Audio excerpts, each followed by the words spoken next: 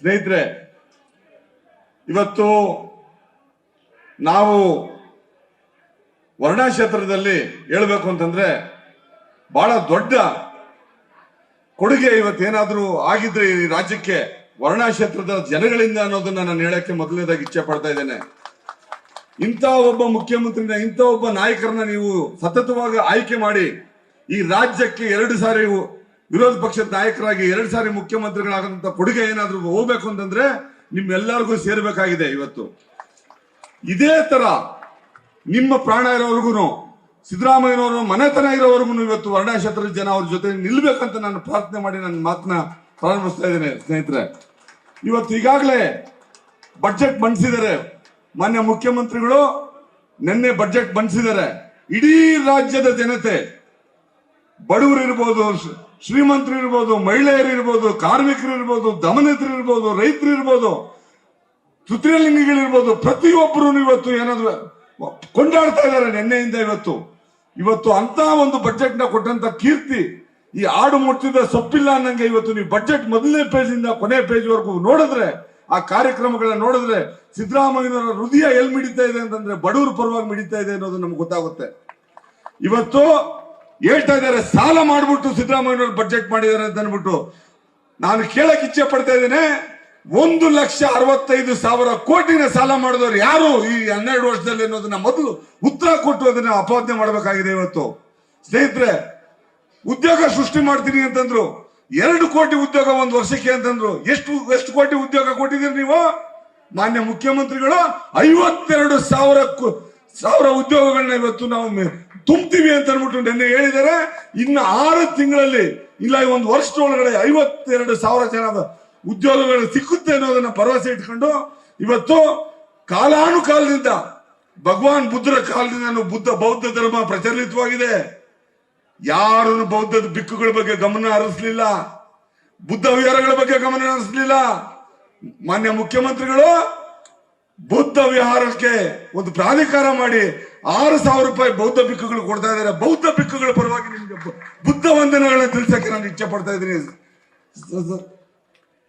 ಸಭಾಪತಿ, ಇವತ್ತು ಬೌದ್ಧ ವಿಹಾರಗಳಲ್ಲಿ ಇವತ್ತು ಕೊಟ್ಟಿದ್ದಲ್ಲದೆ ನೀವು ಸಮಾಜ ಕಲ್ಯಾಣ ಇಲಾಖೆಗೆ ಬನ್ನಿ.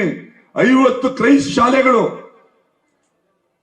ಜಯದೇವ ಹಾಸ್ಪಿಟಲ್ ತಗೊಳ್ಳಿ, ಬೆಂಗಳೂರಲ್ಲಿ ಜಯದೇವ ಇನ್ನೊಂದು ಕಟ್ಟಿರೋದಿರ್ಬೋದು, ಬೇಕಾದಷ್ಟು ಕಾರ್ಯಕ್ರಮಗಳು ಕೊಟ್ಟರು. ಇವತ್ತು ಏನು ಭಾಗ್ಯಗಳು ಕೊಟ್ಟಾಗ ಇವತ್ತು ಏನಾದ್ರು ಹೇಳ್ತಾ ಇದ್ದಾರೆ ಅಂತಂದ್ರೆ ಎಲ್ಲ ಕ್ರಿಟಿಸೈಸ್ ಮಾಡಿದ್ರು, ಸೋಬೇರಿಗಳಾಗೋದು, ರಾಜ್ಯ ದಿವಾಳಿ ಆಗ್ತಾ ಇದೆ ಅಂತ. ಮುಖ್ಯಮಂತ್ರಿಗಳು ಮತ್ತೆ ಬಜೆಟ್ ಗಳಿರೋದು ಯಾವ ಕಾರಣಕ್ಕೂ ಗ್ಯಾರಂಟಿ ನಿಲ್ಲೋದಿಲ್ಲ ಅಂತ ನೀವು ಒಂದು ತಿಳ್ಕೊಬೇಕು. ಇವತ್ತು ವಿರೋಧ ಪಕ್ಷಗಳು ಕ್ಯಾಂಪೇನ್ ಮಾಡ್ತಾ ಇದ್ದಾರೆ, ಜನ ಅದನ್ನ ನಂಬಕ್ ಹೋಗ್ಬೇಡಿ. ಅವರು ಬಡವರು ವಿರುದ್ಧ ಇದ್ದಾರೆ ಅವರು. ಯಾಕಂತಂದ್ರೆ ಗ್ಯಾರಂಟಿಗಳನ್ನ ನಿಲ್ಸಿ ಅಂತ ಹೇಳಿದ್ರು ಅಂತ ಒಂದು ಯಾವ ತರದ ನೈತಿಕತೆ ಇಲ್ಲ ಇವತ್ತು ಮುಖ್ಯಮಂತ್ರಿಗಳಿಗೆ.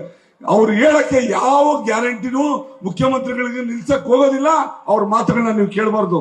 ಇನ್ನಷ್ಟು ಗ್ಯಾರಂಟಿಗಳನ್ನ ಮುಖ್ಯಮಂತ್ರಿಗಳು ಕೊಡ್ತಾ ಇದ್ರು, ಇನ್ನಷ್ಟು ಕಾರ್ಯಕ್ರಮಗಳು ಕೊಡ್ತಾ ಇದ್ರು. ಅದನ್ನ ಏನಾದ್ರೂ ಕೊಡದೆ ಹೋಗಿದ್ರೆ ಅದು ಬಿಜೆಪಿಯವರ ಕಾರಣ, ಕೇಂದ್ರ ಸರ್ಕಾರ ಕಾರಣ. ಅವರು 20,000ಕ್ಕಿನ್ನು 30,000 ಕೋಟಿ ಈ ವರ್ಷದಲ್ಲಿ ಕೊಡಬೇಕಾಗಿದ್ದನ್ನ ಗ್ರಾಂಟ್ ಕೊಡದೇ ಇದ್ರಿಂದ ಇವತ್ತು ಅವ್ರು ಕೈ ಕಟ್ಟಾಕಿದ್ದಾರೆ.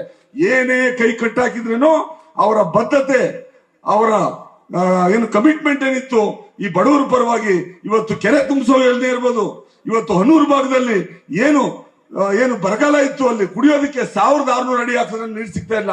ಅಂತಹದನ್ನ ಏನು ಮಿನಿ ಕ್ಯಾಬಿನೆಟ್ ಮಾಡಿ, ಅಲ್ಲಿ ಕ್ಯಾಬಿನೆಟ್ ಮೀಟಿಂಗ್ ಮಾಡಿ 3,000 ಕೋಟಿ ಕೊಟ್ಟಿದ್ದಲ್ಲದೆ ಇವತ್ತು 490 ಕೋಟಿಗಳು ಕೊಟ್ಟಿದ್ದಾರೆ ಆ ಭಾಗಕ್ಕೆ. ಇವತ್ತು ಅಲ್ಲಿನ ಜಿಲ್ಲಾ ಉಸ್ತುವಾರಿ ಸಚಿವರು ಇರ್ಬೋದು, ಸಮಾಜ ಕಲ್ಯಾಣ ಸಚಿವರು ಇರ್ಬೋದು, ಅಲ್ಲಿನ ಸಂಸದರು, ಶಾಸಕರು ಎಲ್ಲ ಮುಖ್ಯಮಂತ್ರಿಗಳನ್ನ ಕೇಳಿದಾಗ ತಾಯಿ ಹೃದಯ ಮುಖ್ಯಮಂತ್ರಿಗಳು ಇವತ್ತು ಆ ಭಾಗಕ್ಕೆ ಅಷ್ಟ ಒಳ್ಳೇದ್ ಮಾಡಿದ್ದಾರೆ. ಇವತ್ತು ನೀವು ನೋಡಿ ಪತ್ರಿಕೆಗಳಲ್ಲಿ ಎಲ್ಲಾ 31 ಜಿಲ್ಲೆಗಳಿಗೆ ಏನ್ ಕೊಟ್ಟಿದ್ದಾರೆ ಅಂತ. ಯಾರಿಗೂ ಅನ್ಯಾಯ ಮಾಡಿಲ್ಲ.